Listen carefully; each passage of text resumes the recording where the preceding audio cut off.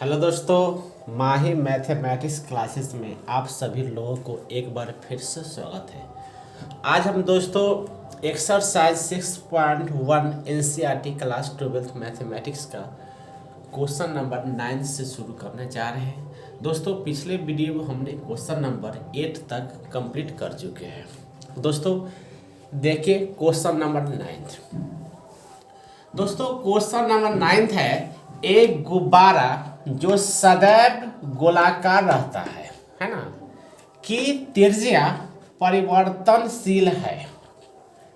त्रिज्या के सापेक्ष आयतन के परिवर्तन की दर ज्ञात कीजिए जब त्रिज्या 10 सेंटीमीटर है। ठीक है दोस्तों, क्वेश्चन बोल रहा है कि एक गुब्बारा है ना जो सदैव गोलाकार रहता है ना। बोला है कि त्रिज्या परिवर्तनशील है, जो गोला है ना उसका त्रिज्या क्या है, परिवर्तनशील है। तो त्रिज्या के सापेक्ष आयतन के परिवर्तन की दर ज्ञात करना है हमको। त्रिज्या के सापेक्ष आयतन के परिवर्तन की दर मतलब हमको dv बटा dr हमको निकालना है। ये हुआ, देखिए त्रिज्या के सापेक्ष आयतन के परिवर्तन की दर निकालना है जब त्रिज्या 10 सेंटीमीटर है। आर के मान दोस्तों क्या है, 10 सेंटीमीटर। कितना है, 10 सेंटीमीटर है ना। तो गोला का आयतन का फॉर्मूला होता है 4/3 पाई आर क्यूब, और आयतन होता है ना उसको भी लिखते हैं। आयतन को क्या लिखेंगे, आयतन को हम लिखेंगे भी लिखेंगे। तो गोला का आयतन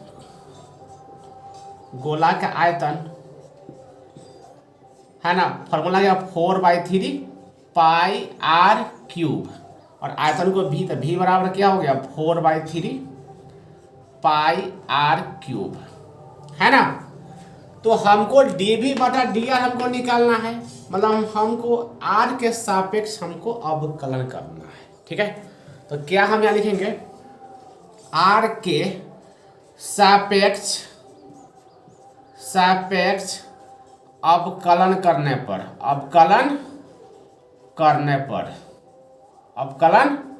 करने पर ठीक है दोस्तों। तो देखिए, तो dv बटा dr फिर क्या होगा, देखिए दोस्तों 4/3 पाई है ना, वो कांस्टेंट है, तो कांस्टेंट के हम बाहर निकाल लेते हैं, 4/3 पाई को बाहर निकाल लेते हैं।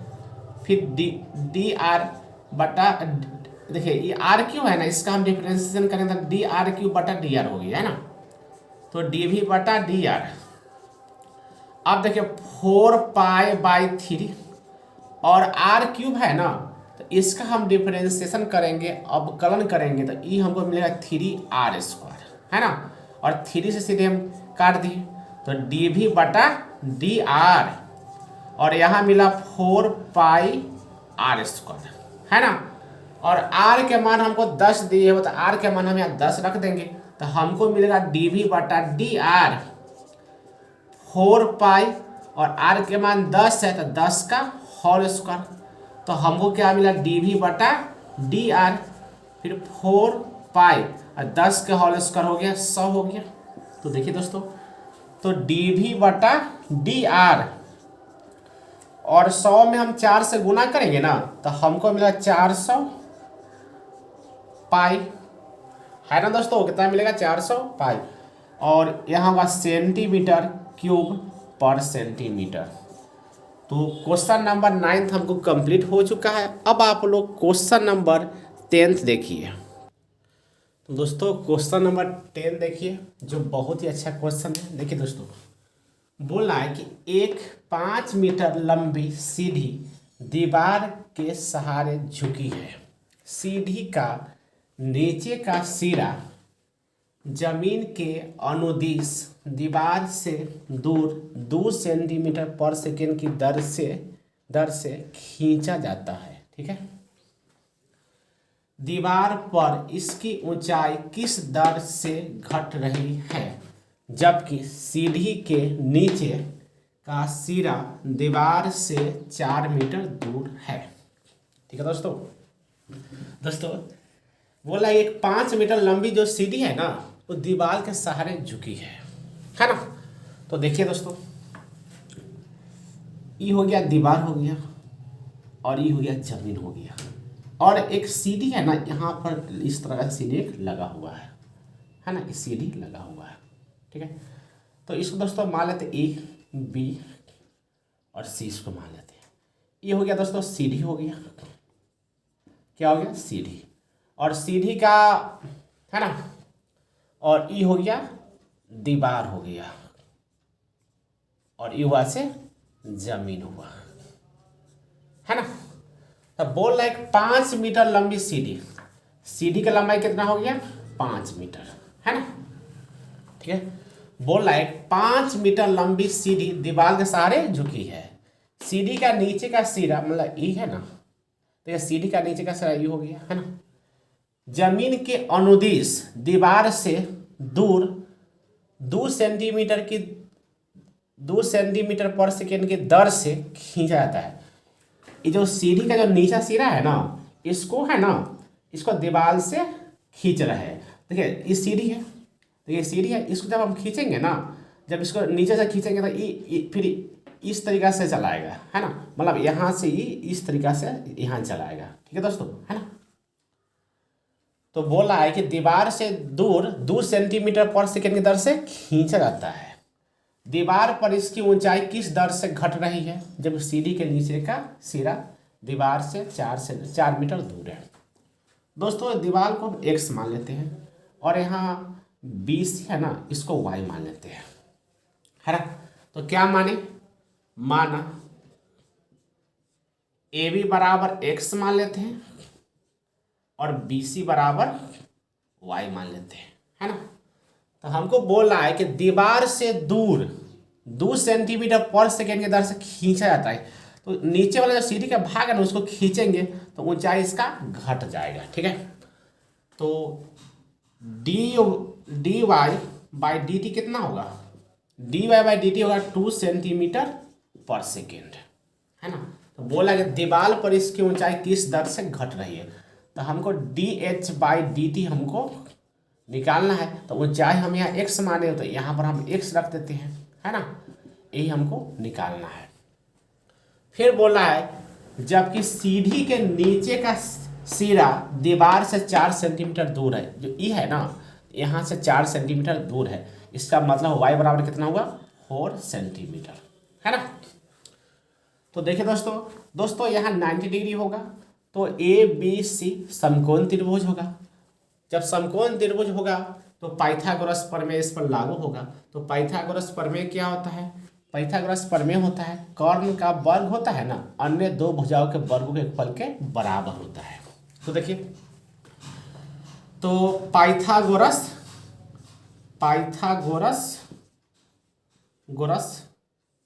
प्रमेय से,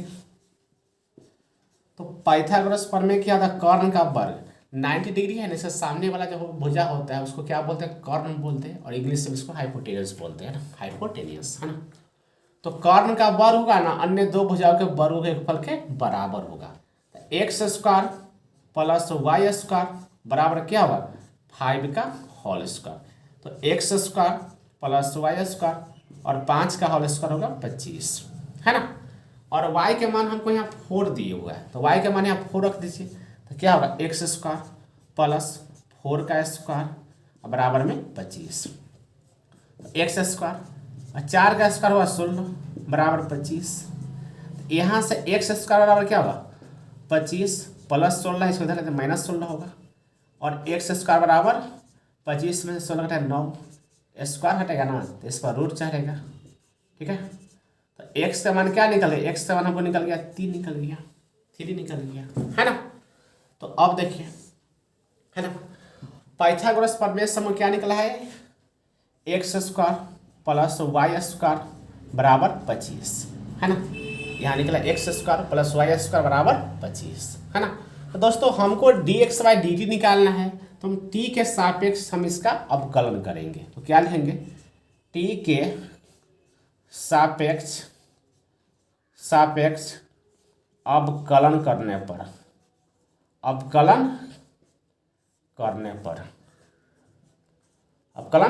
पर, ठीक है दोस्तों। तो देखिए तो क्या होगा d by D t x square plus क्या होगा d by D t y square अब बराबर क्या होगा डी बाई डी टी 25। ठीक है दोस्तों, है ना।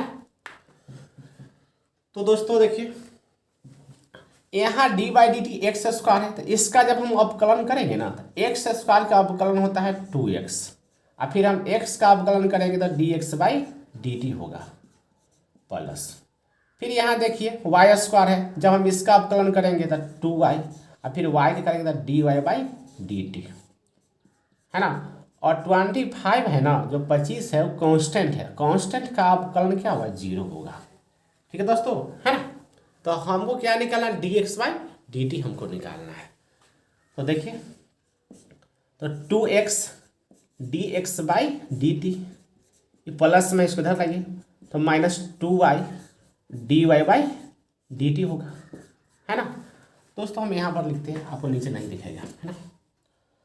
तो 2 से 2 हम यहाँ कैंसिल कर दे तो हमको क्या मिलेगा D x by D T और बराबर में क्या होगा -y और ये x है ना, से इसको हम यहाँ बटा में ले आएंगे तो y बटा x हो गया।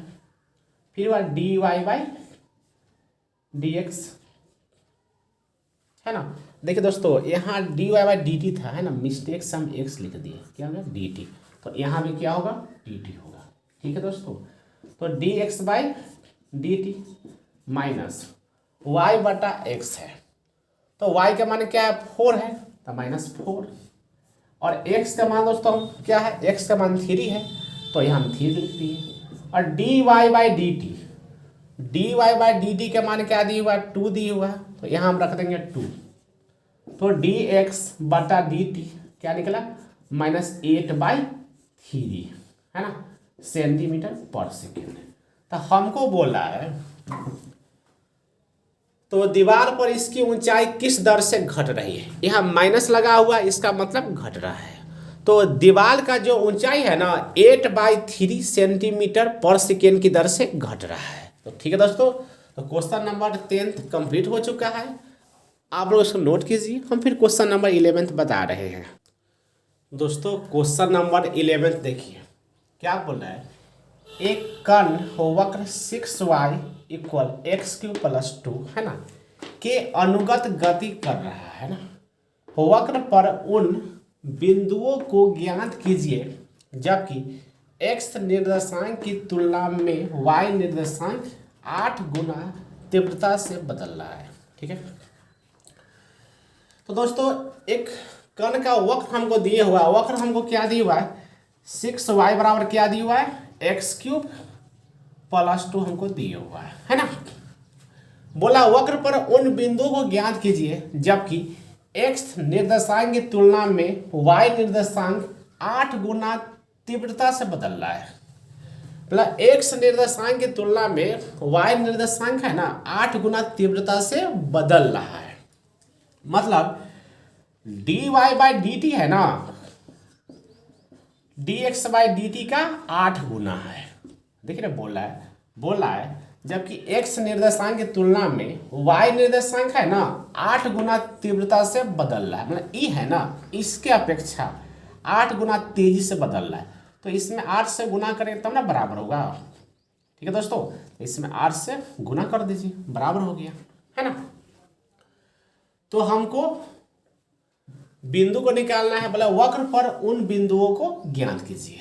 हमको क्या निकालना है बिंदु निकालना है। तो देखिए दोस्तों सबसे पहले हम इसको t के सापेक्ष अवकलन करेंगे, है ना। तो लिखिए t के सापेक्ष अवकलन करने पर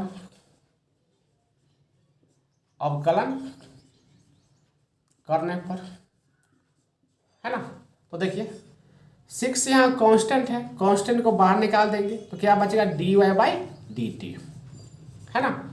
फिर डी बाई डी टी और यहाँ होगा x³ plus D by D T और यहाँ होगा 2 होगा। तो देखिए 6 dy बाई डी टी और यहाँ एक्स क्यूब है, तो एक्स क्यूब का जब हम अवकलन करेंगे ना तो हमको मिलेगा 3x² और फिर होगा dx/dt, है ना। और यहाँ 2 कांस्टेंट है, तो कांस्टेंट का अवकलन क्या होता है, 0 होता है। अब देखिए दोस्तों 6 और dy/dt का मान क्या है 8 इंटू डी एक्स, तो यहाँ dy/dt के मान रखते हैं 8 इंटू dx/dt, ठीक है। फिर यहाँ देखिए 3x² dx/dt, है ना। तो dx/dt से dx/dt को काट देते हैं और 3 दूना 6, है ना।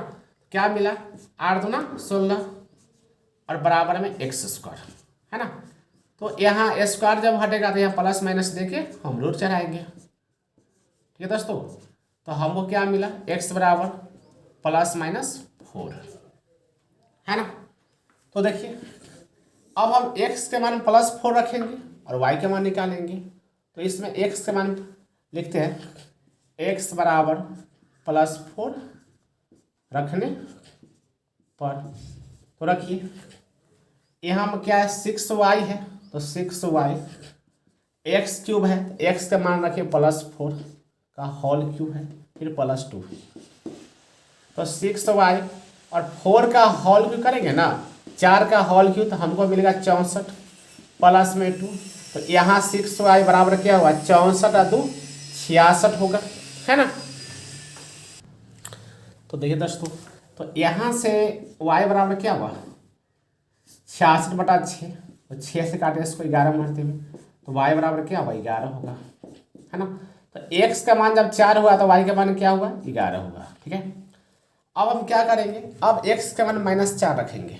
लिखिए जब x बराबर -4 रखने पर, है ना। तो यहाँ रखिए x का मान -4 थे, तो 6y बराबर क्या होगा, x के मान -4 है तो -4 का होल क्यूब +2, फिर 6y अब -4 का जब हम होल क्यूब करेंगे ना तो माइनस में हमको 64 मिलेगा प्लस में 2, फिर 6y -64 + 2 तो माइनस में 62 आएगा, तो y बराबर क्या होगा -62/6, और इसको काटेंगे तो 31 मरते में 62 2 से और 6 3 मरते में, तो y का मान क्या हमको निकला -31/3, है ना। तो क्या है जब हम x के मान हम क्या रखे थे, जब x का मान हम रखे थे -4 तो y का मान क्या निकला -31/3। हमको 2 बिंदु मिला, एक बिंदु क्या मिला हमको 4, 11, x के मान 4 y के मान 11, दूसरा मिला x के मान -4 और y के मान -31/3। तो दोस्तों क्वेश्चन नंबर 11 कंप्लीट हो चुका है। अब आप लोग इसको नोट कीजिए, फिर हम क्वेश्चन नंबर 12 बता रहे हैं। देखिए दोस्तों क्वेश्चन नंबर 12 क्या बोला है कि हवा के एक बुलबुले की त्रिज्या 1/2 सेंटीमीटर/सेकेंड की दर से बढ़ रही है ना। बुलबुले का आयतन किस दर से बढ़ रहा है जबकि त्रिज्या 1 सेंटीमीटर है ना। बोला है कि जो हवा का बुलबुला है ना उसका त्रिज्या 1 सेंटीमीटर/सेकेंड की दर से बढ़ रहा है, मतलब dr/dt हमको दिया हुआ है 1/2 सेंटीमीटर/सेकेंड। जो हवा का बुलबुला है ना उसका त्रिज्या 1/2 सेंटीमीटर/सेकेंड की दर से बढ़ रहा है। बुलबुले का आयतन किस दर से बढ़ रहा है ना। dv/dt है ना हमको निकालना है। बोल रहा है कि बुलबुले का आयतन किस दर से बढ़ रहा है जबकि त्रिज्या 1 सेंटीमीटर, हमको r का मान क्या दिया हुआ है 1 सेंटीमीटर हमको दिए हुआ है, ठीक है दोस्तों। तो जो हवा का बुलबुला होगा ना वो क्या होगा गोलाकार होगा, है ना, स्फेरिकल होगा, है ना। तो गोला का आयतन क्या होता है, आयतन को लिखते हैं v, तो v बराबर होगा 4/3 πr³, है ना, क्यूब है दोस्तों, ठीक है क्यूब है ना। तो हमको निकालना है dv/dt, तो हम t के सापेक्ष हम अवकलन करेंगे, तो क्या लिखेंगे t के सापेक्ष अवकलन करने पर, अवकलन करने पर तो क्या होगा, dv बाई dt। 4/3 पाई है ना, उसको बाहर निकाल देंगे, क्या हुआ, d by D T R cube, dv by D T 4π/3 और आर क्यूब है ना, इसको लिखेंगे 3r² dr बटा dt और इससे इसको हम काट देंगे। तो dv by D T 4πr² dr by D t है ना। और dr बाई डी टी के मान हमको दिए 1/2 दिए हुआ है। ठीक है दोस्तों, तो देखिए dv बाई डी टी 4π है ना, और r के मान हमको 1 दिए हुआ है, तो यहाँ रखेंगे 1 का स्क्वायर और dr by D T, dr by D T ये हमको दिया 1/2 हमको दिए हुआ है। तो देखिए दोस्तों, है ना, तो dv बाई डी टी, अब 2 से हम इसको कैंसिल कर देते हैं 2 मरते में, तो क्या मिला 2π और 1 का स्क्वायर 1 हुआ, तो dv बाई डी टी क्या होगा 2π सेंटीमीटर क्यूब पर सेकेंड। ठीक है दोस्तों, तो हमको आयतन परिवर्तन की दर हमको निकल गई है ना, 2π सेंटीमीटर क्यूब पर सेकेंड। तो दोस्तों क्वेश्चन नंबर 12 कंप्लीट हो चुका है। अब आप लोग इसको नोट कीजिए, फिर क्वेश्चन नंबर 3 हम बता रहे हैं। तो देखिए दोस्तों, क्वेश्चन नंबर 13 है ना, क्या बोल रहा है, एक गुब्बारा जो सदैव गोलाकार रहता है का परिवर्तनशील व्यास 3/2 2x + 1 है, x के सापेक्ष आयतन के परिवर्तन की दर ज्ञात कीजिए। दोस्तों हमको x के सापेक्ष आयतन के परिवर्तन की दर हमको ज्ञात करना है, मतलब हमको निकालना है dv बटा dx हमको निकालना है ना। और व्यास हमको, जो गुब्बारा है ना, गोलाकार जो गुब्बारा है उसका व्यास हमको दिया 3/2 2x + 1। दोस्तों व्यास का आधा त्रिज्या होता है, 3/2 है, इस 3/2 2x + 1 इसका हम आधा करेंगे तो हमको 2 से इसका भाग लगाना पड़ेगा, तो क्या होगा 3/4 2x + 1 हमको क्या निकल गया, त्रिज्या निकल गया, है ना। ठीक है, और गोला का आयतन होता है 4/3πr³। ठीक है, आयतन को लिखते हैं v, तो v बराबर क्या होगा 4/3πr³। तो v 4/3π और r का मान इतना है, तो यहाँ से क्या होगा 3/4 2x + 1 का होल क्यूब। तो v बराबर क्या होगा 4π/3, 3 का होल क्यूब क्या होगा 27 होगा, 4 का होल क्यूब क्या होगा 64 होगा, फिर यहाँ 2x + 1 का होल क्यूब। 3 से 27 काटो 9 मरते में, और 4 से 64 काटो 16 मरते में, तो क्या निकला v बराबर 9π/16, फिर 2x + 1 का होल क्यूब, है ना। अब हम दोस्तों x के सापेक्ष हम अवकलन करेंगे, तो क्या लिखेंगे, x के सापेक्ष अवकलन करने पर है ना, तो यहाँ से क्या होगा dv बटा dx, फिर क्या होगा 9π/16 है ना, 9π/16 वो कांस्टेंट है, इसको बाहर निकाल देते हैं। ठीक है दोस्तों, और इसका हम अवकलन करते हैं, तो d/dx, फिर क्या होगा 2x + 1 का होल क्यूब। ठीक है दोस्तों, है ना। तो देखिए अब यहाँ लिखते हैं, तो dv बटा dx, है ना। और ये जो बाहर है उसको उतार दीजिए 9π/16, है ना। अब हम इसका अवकलन करेंगे तो 2x + 1 का होल क्यूब है, तो इसका अवकलन क्या होगा 3 × 2x + 1 का होल स्क्वायर, फिर 2x + 1 का हम अवकलन करेंगे तो dy/dx 2x + 1, है ना। तो क्या होगा dv/dx, इससे गुना कीजिए तो 9π से 3 में गुना करेंगे तो 27π/16, है ना।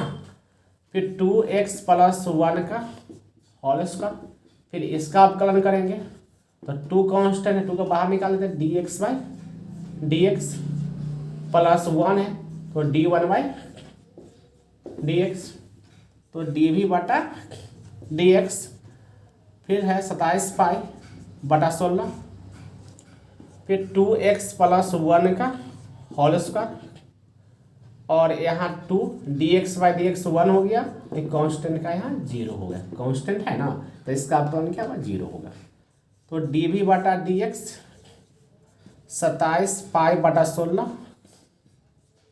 2x + 1 का होल स्क्वायर, और 2 × 1 2 और 2 + 0 2 आएगा, और 2 से इसको हम काट देंगे 8 मरते में, तो हमको क्या मिला dv/dx 27π/8, और देखिए 8 है ना, फिर यहाँ 2x + 1 का होल स्क्वायर, है ना। ठीक है दोस्तों, तो हमको यहाँ dv/dx का मान हमको निकल चुका है ना। अगर यहाँ दोस्तों सेंटीमीटर में नहीं दियो, इसे आप इसको इतना पर ही छोड़ दीजिए, है ना। तो क्वेश्चन नंबर 13 कंप्लीट हो चुका है, आप लोग इसको नोट कीजिए, फिर हम आगे के क्वेश्चन बता रहे हैं। तो देखिए दोस्तों क्वेश्चन नंबर 14, दोस्तों क्वेश्चन नंबर 14 है, एक पाइप से रेत 12 सेंटीमीटर क्यूब/सेकेंड, है ना, की दर से गिर रही है। गिरती रेत जमीन पर एक ऐसा शंकु बनाती है जिसकी ऊंचाई सदैव आधार की त्रिज्या का 6ठा भाग है। रेत से बने शंकु की ऊंचाई किस दर से बढ़ रही है जबकि ऊंचाई 4 सेंटीमीटर है। ठीक है दोस्तों आपको हमारी वीडियो कैसी लग रही है कृपया आप हमको कमेंट्स करके ज़रूर बताइएगा। अगर दोस्तों आपको हमारा वीडियो अगर अच्छा लग रहा है तो कृपया आप हमारे वीडियो को लाइक कीजिएगा, दोस्तों के पास शेयर कीजिएगा, और चैनल को सब्सक्राइब कीजिएगा। तो दोस्तों देखिए क्वेश्चन नंबर 14, हमको इसमें बोला है कि एक पाइप से रेत है ना, वो 12 सेंटीमीटर/सेकेंड की दर से गिर रहा है। देखिए गिरती रेत जमीन पर एक ऐसा शंकु बनाती है। देखिए ये जो एक पाइप समझ लीजिए, है ना, जिससे रेत है ना नीचे की तरफ गिर रहा है और एक शंकु का निर्माण करता है ना, एक शंकु का निर्माण करता है। ठीक है दोस्तों, एक शंकु का निर्माण करता है ना। ठीक है, ये पाइप हो गया, है ना। तो इस हमको दिया एक पाइप से रेत 12 सेंटीमीटर/सेकेंड की दर से गिर रहा है, तो मतलब हमको dv/dt हमको दिए हुआ है 12 सेंटीमीटर/सेकेंड, है ना। बोल रहा है कि गिरती रेत जमीन पर एक ऐसा शंकु बनाती है जिसकी ऊंचाई सदैव आधार की त्रिज्या का 6ठा भाग है। ऊंचाई है ना वो त्रिज्या का 6ठा भाग है, तो ये ऊंचाई हो गया और ये त्रिज्या हो गया। मतलब ऊंचाई है ना वो त्रिज्या का 6ठा भाग है, तो यहाँ से r बराबर क्या निकलेगा 6h, है ना। ठीक है दोस्तों, रेत से बने शंकु की ऊंचाई किस दर से बढ़ रही है। ये जो शंकु का ऊंचाई है ना किस दर से बढ़ रहा है हमको निकालना है।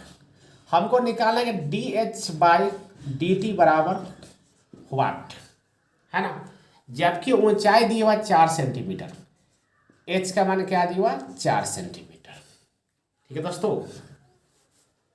तो दोस्तों हमको d v by D t दिए हुआ है और d H by D t हमको निकालना है।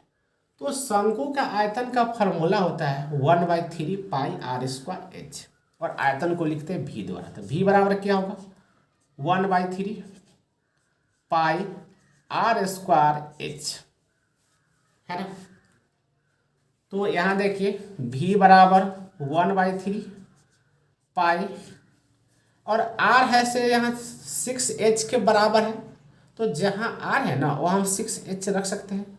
तो 6h का होल स्क्वायर, है ना, क्या होगा 6h का होल स्क्वायर, और यहाँ पर इंटू में h। तो देखिए v बराबर क्या 1/3 पाई, और 6 का होल स्क्वायर होगा 36 h स्क्वायर इंटू में h, और 3 से इसको है ना काट देते हैं तो 12×36, है ना। तो हमको क्या मिला, हमको मिला v बराबर 12 पाई h क्यूब, है ना। हमको D H by D t हमको निकालना है। तो t के सापेक्ष हम अवकलन करेंगे। तो क्या लिखेंगे, t के सापेक्ष अवकलन करने पर, तो देखिए दोस्तों t के सापेक्ष हमको अवकलन करना है। t के सापेक्ष अवकलन करने पर, अवकलन करने पर, है ना। तो देखिए तो क्या होगा डी वी बटा डी टी, और यह 12 पाई है ना कांस्टेंट है, तो 12 पाई को हम बाहर निकाल लेते हैं। क्या मिलेगा, मिलेगा हमको डी बाई डी टी, और यहाँ एच क्यूब, है ना। तो d v by D t 12 pi, और यहाँ एच क्यूब है, तो इसका जब हम अवकलन करेंगे ना तो 3h स्क्वायर और डी एच बटा डी टी हमको मिलेगा, है ना। दोस्तों यहाँ पर हम लिखते हैं तो d v by D t, है ना। तो इससे गुना कीजिए तो 12×36 निकलेगा 36 पाई, और यहाँ हो गया h square d H by D t, है ना। तो d v by D T का मान हमको दोस्तों दिए हुआ है 12 सेंटीमीटर क्यूब पर सेकेंड दिए होते हैं। यहाँ रखेंगे 12, फिर यहाँ 36 पाई, और h का मान भी हमको दिए हुआ है। h का मान दोस्तों कितना हमको दिए हुआ है, दोस्तों दिए हुआ है कि जबकि ऊंचाई 4 सेंटीमीटर है तो h का मान क्या दिया हुआ है 4 सेंटीमीटर है ना।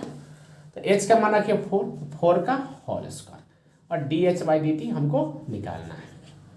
तो देखिए 12 और यहाँ 36 पाई, 4 का whole square 16 D H by D T. तो D H by D T का मान हमको निकालना है। तो ये पूरा है ना इसके बटा में चलेगा, क्या होगा 12 बटा में क्या होगा 36 पाई गुने 16, 4 दिए 12, 4 का 16, है ना, और 3 से 12 दिए 36। तो हमको D H by D T क्या मिला, ऊपर 1, 12 का 48, और यहाँ पाई भी है तो सेंटीमीटर पर सेकेंड। ठीक है दोस्तों क्वेश्चन नंबर 14 कंप्लीट हो चुका है। अब आप लोग उसको नोट कीजिए, फिर हम आगे क्वेश्चन बता रहे हैं। तो देखिए दोस्तों क्वेश्चन नंबर 15, दोस्तों क्वेश्चन नंबर 15 क्या बोला है, एक वस्तु की x इकाइयों के उत्पादन से संबंध कुल लागत cx, और cx हमको दिए हुआ 0.007 x cube minus 0.003 x square plus 15x plus 4000, है ना, से प्रदत्त है। सीमांत लागत ज्ञात कीजिए जबकि 17 इकाइयों का उत्पादन किया गया है।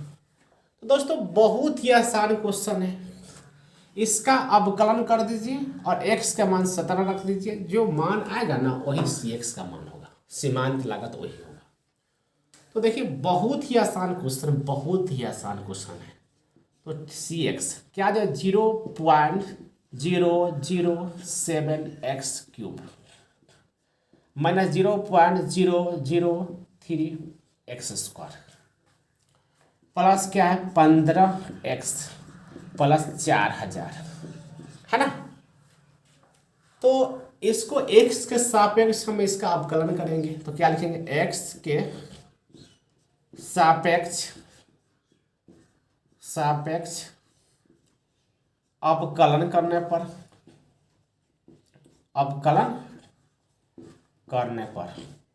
है ना, x के सापेक्ष हम अवकलन करेंगे, क्या होगा dy/dx और यहाँ क्या होगा cx, है ना। फिर क्या dy/dx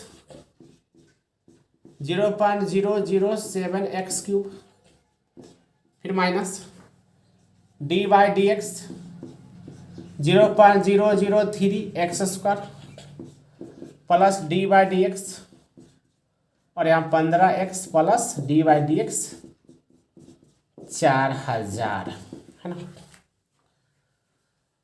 तो देखिए दोस्तों dy/dx, देखिए दोस्तों यहाँ cx का हम अवकलन कर रहे थे, इसको आप ऐसे भी लिख सकते हैं c-x, है ना।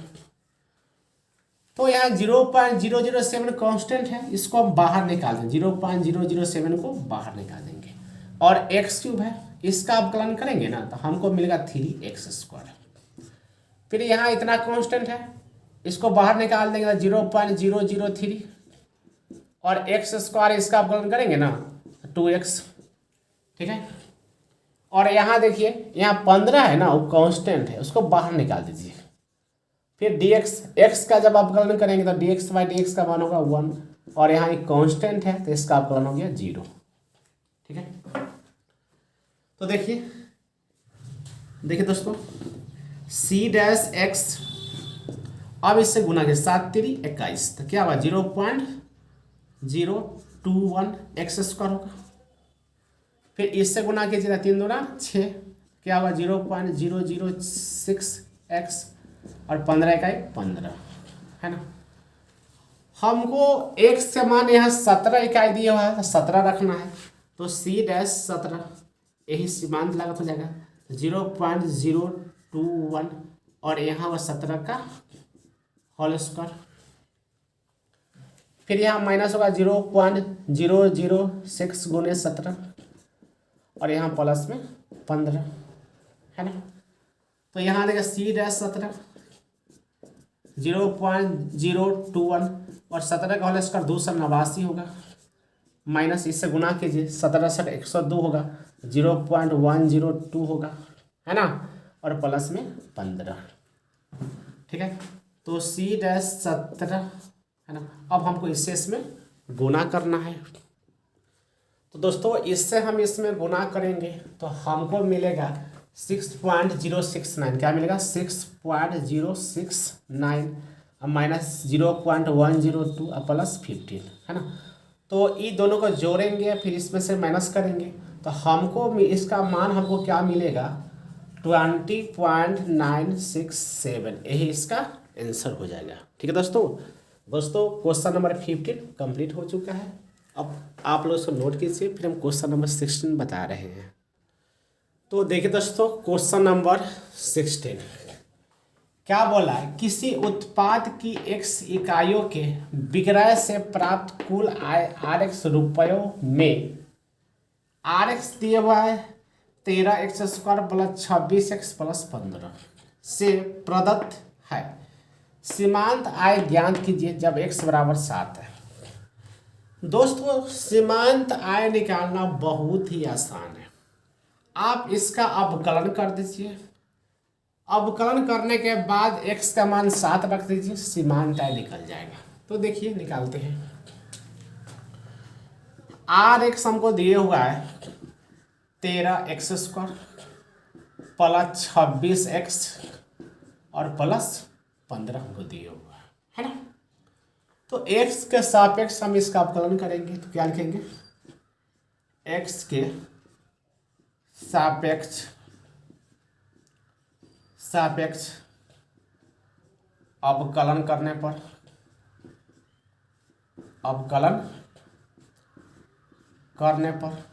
है ना। तो क्या मिलेगा जब हम x के सापेक्ष अवकलन करेंगे ना, तो यहाँ rx है तो क्या होगा dy/dx आर एक्स, फिर यहाँ 13 कांस्टेंट है, 13 को बाहर निकाल देते हैं, D by d x x square, फिर 26 है ना, 26 यहाँ कांस्टेंट है, 26 को बाहर निकाल देते हैं, तो d x by d x plus यहाँ डी 15 बाई डी एक्स होगा। तो देखिए आर एक्स का हम अवकलन करेंगे तो इसको हम लिख सकते हैं आर डैश एक्स, फिर यहाँ 13 एक्स स्क्वायर का अवकलन होगा 2x प्लस 26 और dx बाई डी एक्स होगा 1। और यहाँ देखिए यहाँ 15 है ना, कांस्टेंट है, कांस्टेंट का अवकलन होता है 0। तो आर डैश एक्स 13 दूना 26x प्लस 26 है ना। अब x का मान 7 दिया हुआ है, x का मान 7 रख दीजिए, तो यहाँ होगा 7, फिर 26 गुने 7 प्लस 26, तो आर डैश 7 क्या निकला, 7 छक 42 को 2 हासिल 4, 7 दूना 14 और 4 18 है ना। अब प्लस 26 इसको जोड़ देते हैं, वही आंसर हो जाएगा। 6 2 8 और 8 2 10 का 0 हासिल 1 और 1 1 2 208, यही इसका आंसर हो गया। दोस्तों क्वेश्चन नंबर 16 कंप्लीट हो चुका है। अब दोस्तों क्वेश्चन नंबर 17 और 18 ऑब्जेक्टिव क्वेश्चन है, वो भी हम आपको बता देते हैं। देखिए दोस्तों, तो देखिए दोस्तों क्वेश्चन नंबर 17 जो ऑब्जेक्टिव क्वेश्चन है, बोला है कि एक वृत्त की त्रिज्या आर बराबर दी हुआ 6 सेंटीमीटर पर आर के सापेक्ष क्षेत्रफल में परिवर्तन की दर क्या है, दर है क्या है ना। एक वृत्त का त्रिज्या हमको 6 सेंटीमीटर दिए हुआ है और आर के सापेक्ष क्षेत्रफल में परिवर्तन की दर हमको निकालना है। दोस्तों वृत्त का क्षेत्रफल होता है पाई आर स्क्वायर, क्षेत्रफल को लिखते हैं ए द्वारा है ना। तो ए बराबर क्या होगा, पाई आर स्क्वायर। हमको आर के सापेक्ष निकालना है, तो क्या लिखेंगे, आर के सापेक्ष अवकलन करने पर तो यहाँ से क्या होगा, डी ए बटा डी आर, फिर पाई कांस्टेंट है, पाई को बाहर निकाल लेते हैं, डी बाई डी आर और यहाँ आर स्क्वायर, तो डी ए बटा डी आर पाई और आर स्क्वायर है ना, तो इसका अवकलन करेंगे तो क्या मिलेगा, 2r मिलेगा, तो डी ए बटा डी आर और यहाँ मिला 2 पाई आर और आर के मान हमको दिया हुआ 6 सेंटीमीटर। तो यहाँ देखिए यहाँ लिखते हैं, तो डी ए बटा डी आर क्या होगा, आर के मान 6 रखिए, तो 2 पाई गुने 6, तो डी ए बटा डी आर क्या निकला, 6 दूना 12 पाई है ना, सेंटीमीटर स्क्वायर और पर सेंटीमीटर हो जाएगा। तो 12 पाई किस में दोस्तों, ऑप्शन नंबर बी आपका सही हो गया, ऑप्शन नंबर आपका हो गया बी। ठीक है दोस्तों, तो क्वेश्चन नंबर 17 भी कंप्लीट हो चुका है।